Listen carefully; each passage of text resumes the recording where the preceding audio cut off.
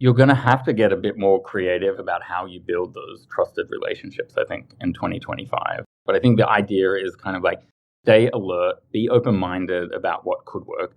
Don't just use your old playbook again and again and again. And definitely don't keep doing it if you're not getting the results you want.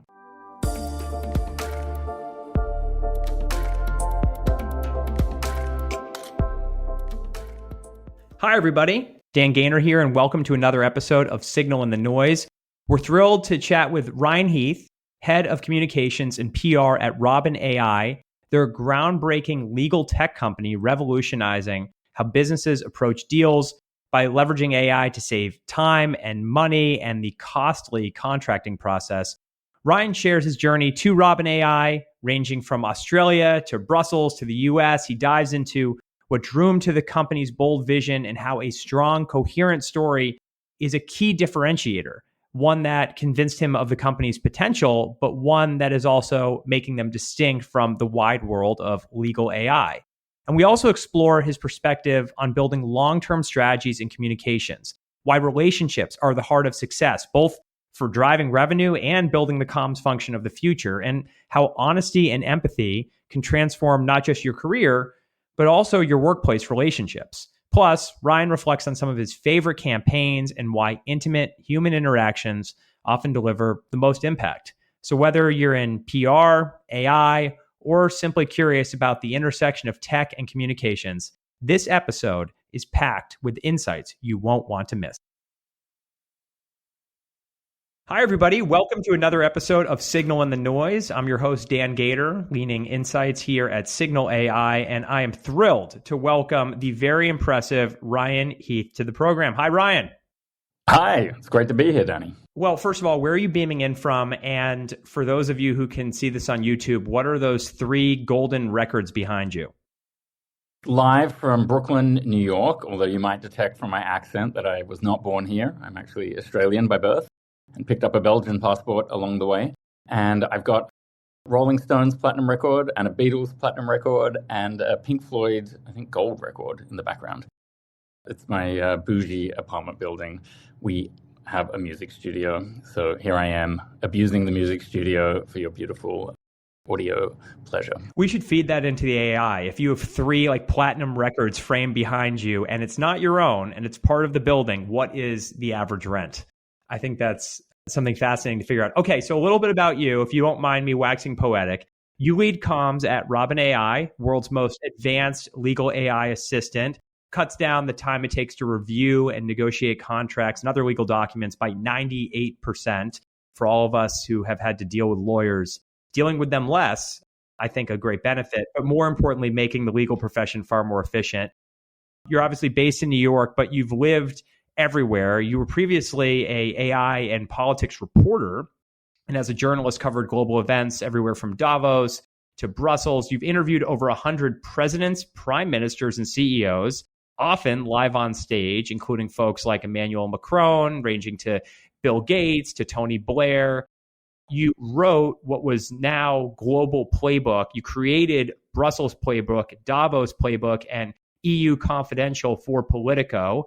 You, in 2019, moderated the first EU presidential debate. You've written 2 books, and you've had commentary on TV and radio in places that I haven't heard of, like BBC, CNN, MSNBC, and even Monocle, which, by the way, for you avid skiers and fancy yachters, is like the ultimate luxury magazine. Very, very impressive person. Welcome to the program. How are you? When you put it like that, it's hard to hear, but yeah, I've been around. Let's put it that way. I am sure embarrassed by the weight of your accomplishments. So let's start with those accomplishments. Tell us a little bit about your career arc. You're obviously not born and raised in Brooklyn, perhaps the best thing about you. But let's talk a little bit about going from Australia to Brussels to the US. Just walk us through the arc a little bit. Yeah, I don't know if it is an arc. It's maybe a kind of long, winding road or a series of roads that end up at a roundabout and they go in lots of different places. It's a corn maze. Exactly. That's exactly what it is. I really grew up in surfing territory in Australia in a village in the middle of nowhere. And that was a great place to grow up, but not sort of expected that I would end up in any of these places. But I was just super curious kid, really. And I was determined to get involved in politics in Australia, which is like a super rough and tumble game. And I think after sort of running around those circles for 4 or 5 years and working for a senator, I just thought, I don't want to play this game. Maybe one day I could end up in a government somewhere, but I don't want to do that. And I didn't speak any other languages, so I ran off to Britain and charmed my way into a job I probably shouldn't have gotten at the Cabinet Office in London when Tony Blair was the Prime Minister. And so I did that for 3 or 4 years and very unexpectedly went to Brussels. Like literally nobody wanted to do this 1-year placement in Brussels that I took on. And I just did it for the fun of it and for some extra money. And it turned out to be speechwriter for the antitrust commissioner there. And I really didn't know a thing about the EU. And she was surrounded by people, sort of yes men and yes women, who were sort of, in a way, trying to use her and get something from her. And I was kind of the only honest person in her circle, I think is fair to say. And so you had no corporate interest behind you. You were like 25 and just trying to make a buck. So I get it. Yeah. All I wanted to do was get on the Eurostar and go to my next destination on the weekend. I didn't have time to sort of game her and come up with career schemes. And I think that just infuriated everyone around me because I hadn't spent my whole life planning to go and work in Brussels at the EU. And she just loved it. And so we just became attached at the hip. And I worked for her for 7 years and went and did things like work on State of the Union speeches there and ended up at the press podium. And then I kind of always knew I wanted to be a journalist at some point because I had written a book and I didn't really know what my entry point was to get back into this sort of mid-career shift. And then Politico announced it was turning up in Brussels. And I just, like in a millisecond, I knew that that had to be me. And I didn't really know what Politico was, but I knew I had to figure it out. Yeah, a bunch of people turned down the playbook job and I was like the third choice, I think. I got it. And it was a beautiful story that lasted for quite a few years and ended up with presidential debates and a lot of other cool things. And then I used that leverage to get to the US. And then, well, we all know politics has not been beautiful or special these last few years. So don't know why I made that choice. But I stuck with it for a few years and have now made the leap into AI. It's clearly going to be this enormous change in our lives. And I don't think being a journalist at the moment is going to be that much fun. So I made the leap a few months ago. And how has that transition felt to you? For the longest time, you were either in politics or in journalism, but this is, so to speak, the first corporate gig for you. As you've done that, I would just be interested, what are the most translatable elements of whether it's speechwriting for politicians or on campaigns, let alone writing EU playbook for Politico? And what are the things that were like, oh no, this is a totally new hill to climb? Political skills are just amazing skills to have because they are kind of startup operations. Any campaign is a startup operation. People are always doing things that are not listed in the job description. And you are forced to have horizontal capabilities and you are close to power, so you understand ways to relate to people who are making serious decisions or spending serious money. And it's really hard to get that experience in other fields when you're young, but it's the only way a political campaign can operate because they can't pay for the best PR person. They can't pay for everything that goes along with running a political campaign, unless, it really is the presidential race. So I felt like I just had an amazing grounding from those jobs that you can apply in these situations where you're a scrappy startup and there are 10 fires to put out and there isn't a system and the bureaucracy hasn't developed yet. So you have got to be like this polyfiller that fills gaps everywhere. That's great.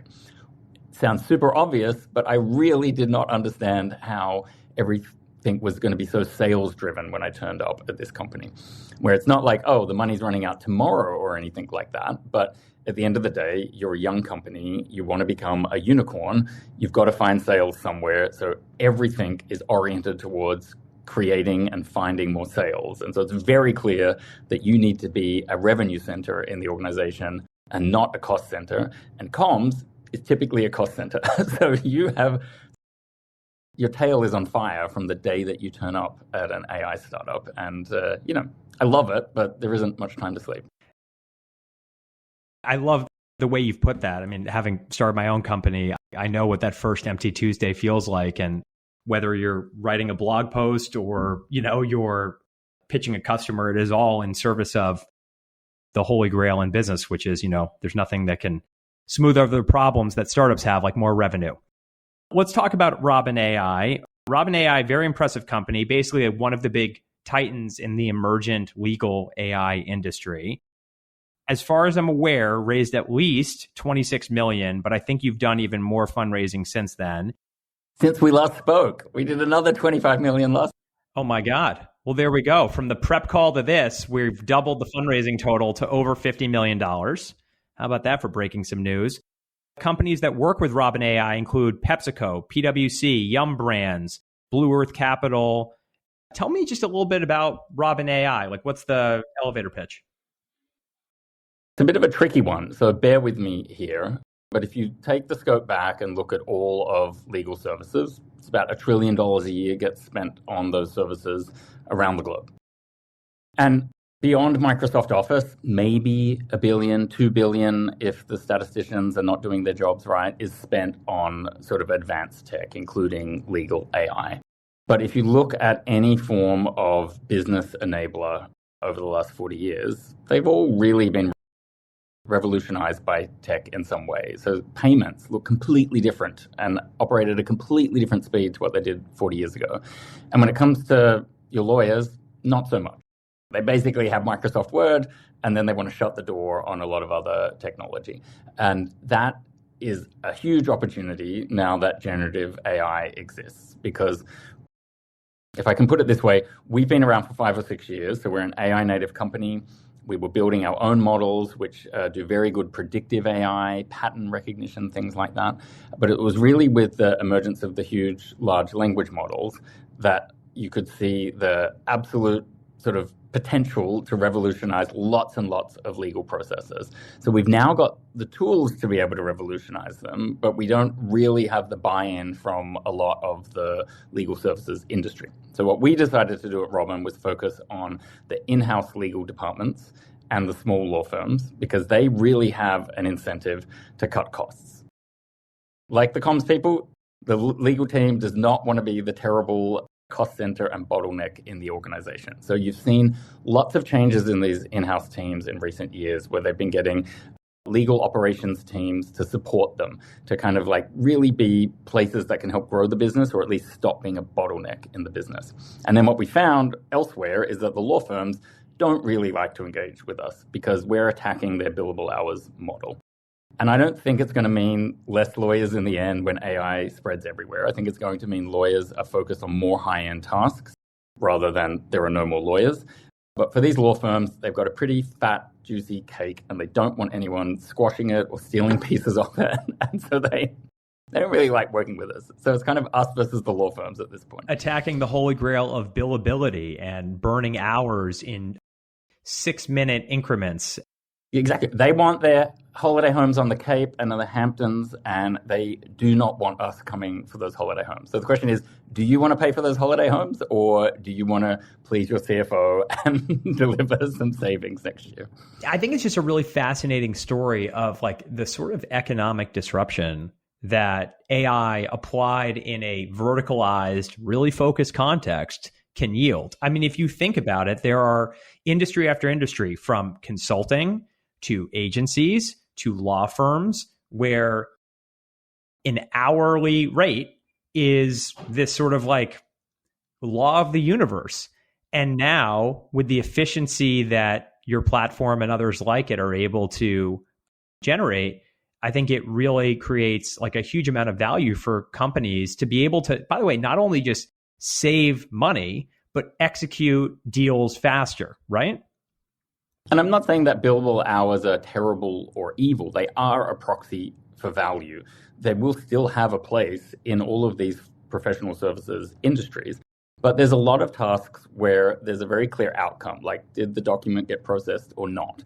And lots of them are going to be able to be done with machines or mostly with machines. And then you need some kind of outcome sort of pricing system or a per document pricing system, not the time. Because if it can be done in 30 seconds, then, why are you charging for an hour? Like, it just becomes unsustainable at some point. And so I think those will be conversations that go on over 5-10 years, but they're definitely conversations that are going to be had. Well, first of all, I think that comment makes two clear points. I mean, first, talk about a comms guy thinking in a broader way than we typically define comms. And what a cool job you have to be part of this very disruptive force. And I don't mean just from a technological standpoint, I mean from a business model standpoint in the legal world. Let's talk a little bit about starting the comms function at a high growth, by the way, nice fundraising there, well-funded AI startup. What has it been like to build that function from scratch? In what ways have you seen your role stretch to the core competencies of comms all the way through trying to generate business? Well, I really try to sort of take big picture views, and I sort of, without saying, oh, I'm the grown-up in the room, I am at 44 one of the older people at the company. And so I sort of always saw during the interview process and when I arrived, my job is to help the company think ahead sort of 2 or 3 years down the line about what it wants its footprint to be. How does it want to grow into sort of being this lasting, maybe not iconic, we'd love to be iconic, but, significant brand, let's say. And so I don't want to just think about tomorrow, and I don't want to just put out fires. I want to do things that will inch us towards these longer term outcomes. So, that was one of the reasons why I joined in the first place. I joined this AI startup rather than another one because I could see that it was solving an actual problem in the market. And as compared to, say, one of these large language models, which are becoming more and more commoditized, like ever since Meta released its Llama models out into the world for free, you saw this commoditization of the super powerful models. But those powerful models can't do on their own these highly specialized tasks, whether it's in financial services, legal services, a bunch of other health-related things. You need people who are building these specialized products and tools, the applications, on top of those foundation models. So I was choosing a company that could do that, trying to make that company see sort of exactly where it wants to go into the future. So that means completely rethinking sort of how it talks about itself. You don't want to just talk about what you're doing right now for a customer. You want to be able to explain how you're completely reshaping a market. You have to be able to talk about what is the problem you're solving, let's say.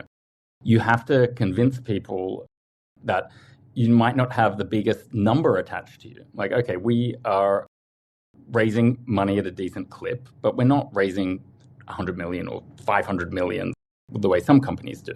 But what we just did with this latest fundraising is we got $25 million from our own customers who liked the product so much that they decided to become investors. That's a whole other story to tell. How many companies sort of have customers that love them so much that they want to put skin in the game? I haven't heard of it. I mean, I'm sure it's happened before, but in that sense, it doesn't matter. Is it 5 million, 25 million, 50 million? The number matters less than this concept that there are ways to make money in AI without being the provider of the hugest model. We're going to a future where it is about what is the solution you're offering and what problem does it relate to, rather than how big is your model. And so being able to try and tell that story, it takes a while to get people to listen. So this funding news we did last week, we got that in Fortune. But we've been talking to Fortune since July, sort of trying to convince them that this was a real thing, and this was another angle or stage in AI's development. And it worked out really well. But if we had just been trying to sort of fling out slogans and tweets, or, we moved on to the next sort of publication because they didn't like us at the first coffee, we wouldn't have got that coverage we got last week. We had to sort of have a long-term game, let's say. And, this time it worked out. If I could just take us down a detour there, I think that's such an interesting point, which is, as every company now has an AI wrapper to it, there's this huge tidal wave, a sea of sameness that is rushing towards every possible industry. And as a result, what I hear all the time from different big companies is it's really hard to differentiate the core AI companies like yours and Signal AI that really are grounded in real AI versus the other ones that are just, using an open source model. And I'd be interested, how did you think through, okay, this is really a differentiating moment. And if you had any advice for folks who are working in AI and especially doing comms for AI companies or AI divisions, what would be some guiding principles in terms of differentiating your company as a real standalone tech player versus a ChatGPT wrapper?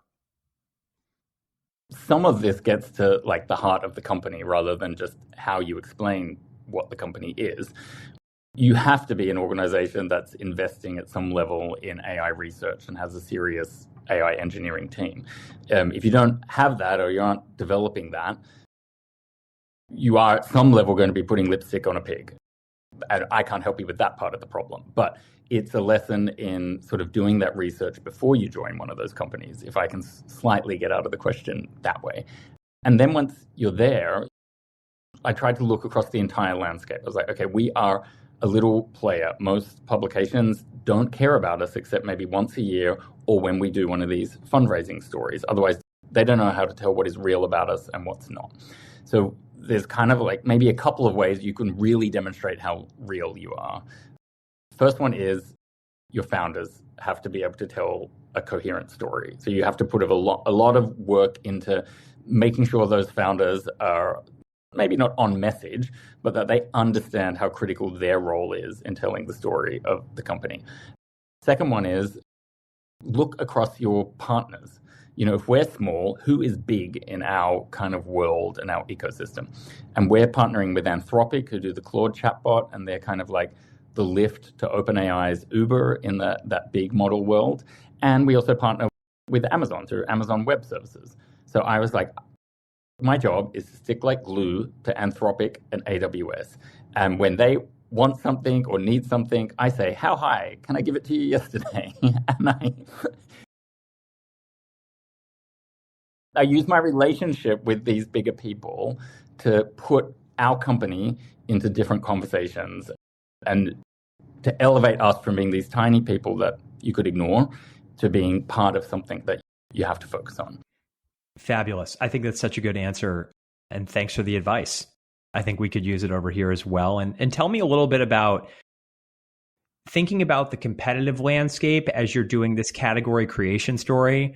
I was watching your CEO do an interview. By the way, it's Richard Robinson, right? Yes, that's right. Yeah. Here's what I know. I know that he's a lawyer by training and been working on this before ChatGPT made Gen AI a household name. I saw an interview with him in Bloomberg on the legal AI race. He's talking about how he's differentiated from one of the other big players, Harvey. I would just be interested in terms of how much you think about it being this neck and neck race versus a bunch of other emergent legal AI providers versus what I think you're knocking on the door of, which is a much larger economy story, a category creation story, a real partnership story vis-a-vis that fundraise, as it demonstrates with the companies you work with. Tell me a little bit about, just the broader positioning that you've tried to engender since joining the company. I mean, there are several layers. Like I think at the absolute sort of top layer, like if you're looking at it from a spaceship down onto Earth, you would say this is the future of work story. It's not about any of the individual companies. It is about what are we as humans going to do to occupy ourselves on any given day and not kill each other.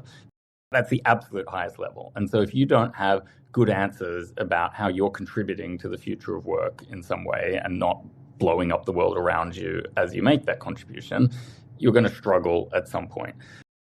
Then if you sort of think about who are the competitors, there's something like 60 companies claiming to do legal AI.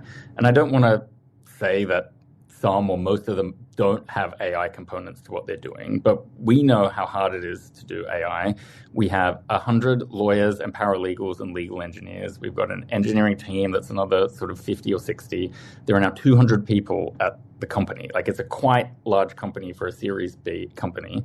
And that's because it's really hard to do this stuff well and not mess it up. So people who think that they kind of like flew out of nowhere and can match what we're doing, we just kind of know it's not true. So there has to be an element of real talk where we don't necessarily talk down individual competitors, but we just try and be super honest about what legal AI can and can't do at this point, confident that we are among the people that are doing it the best, And that if you can have real conversations with us and treat us as a trusted partner, then hopefully you'll have a useful experience as a client, and that will retain you as a client sort of going on. And then when it gets to sort of individuals like Harvey, you know, in a way we like to talk about it as a two-horse race, because it's a lot easier to have an argument about are we useful compared to Harvey than it is to explain us versus 60 companies. So maybe it's not truly a two-horse race, but it's certainly interesting to have a conversation like it is.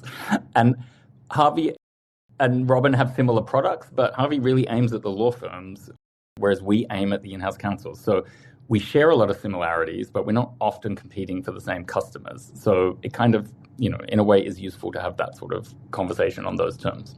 And Richard's just great. You can throw him anywhere and he will come across as a very smart, charismatic person who knows what he's talking about, who's seen this from all the technical and legal angles.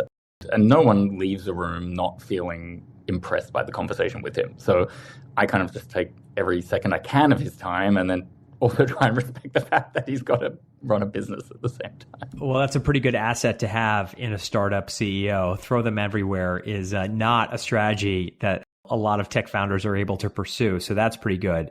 I would love to talk in a bit more specific terms about your favorite activations, campaigns, conferences, key moments. Like, I know you've only been there for a little bit, but are there any stories of success that you feel really proud of that you're able to share? I mean, I wasn't personally at this one, but Richard took a group of people in the private equity and alternative assets space to a New York Knicks game earlier in the year. And, you know, it certainly wasn't planned this way. But Richard is one of the few Black AI founders out there of a really large AI company. And, you know, it was a really diverse group of people that came along to the game. And I know that he just felt super proud to be able to be bringing together a group of people that aren't typically overrepresented in either AI or in financial services. And to be able to sort of have that really close interaction was, one, meaningful in commercial terms, and two, just one of those moments where you stand back and you think like, hey, my mom is going to be proud of what I've built here and what I've done. And I know he really takes that to heart. And then you compare that to spending, you know, $100,000 or more to have a large booth at sort of a trade fair somewhere, and you think like, okay, like what's really going to make the difference here? And so we have certainly sort of noticed that the more intimate experiences are the ones that sort of pay off, at least sort of more immediately. And it doesn't mean we don't want to have brand awareness, and it doesn't mean we don't want to sort of be where our competitors are, but there's a lot of people hawking a lot of events that, you know, don't actually match your ideal customer profile. And so I think you've got to be really honest with yourself about who it is you're trying to talk to. And so a perfect example here is I've been going on stage at a massive conference called Web Summit for a few years now. And it's a like global franchise now. The biggest one takes place in Lisbon, Portugal, each November. And when I started the job, I was a bit like, I'm going to get Richard on the main stage. He's going to talk to 20,000 people at a packed out arena.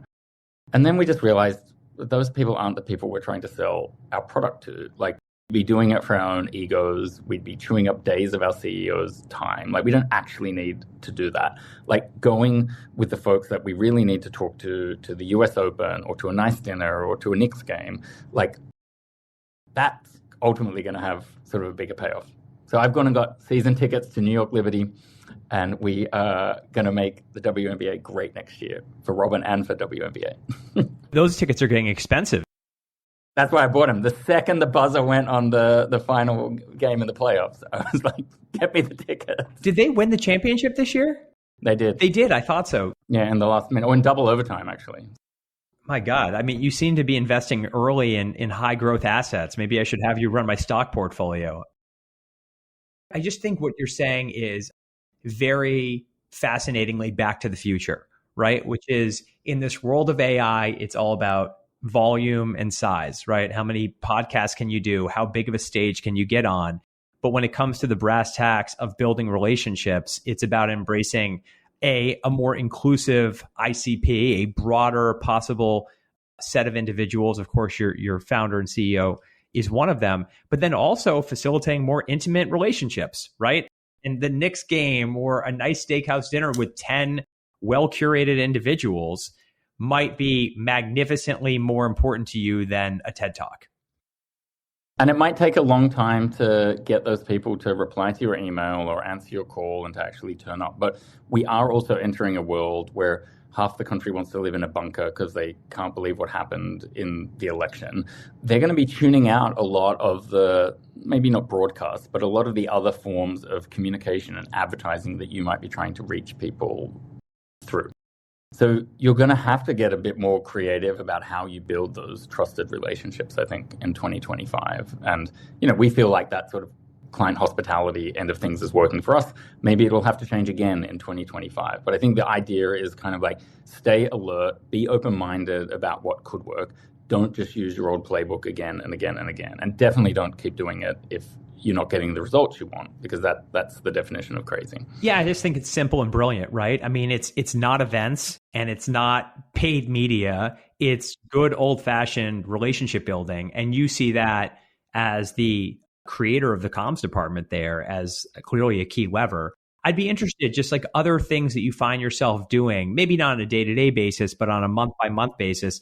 Just give us a sense of the sort of array of activities you're doing, whether it's speaking on stage on behalf of the company, interfacing with media, developing thought leadership content, working directly with customers, even attending conferences and bringing on new companies that could potentially use the platform.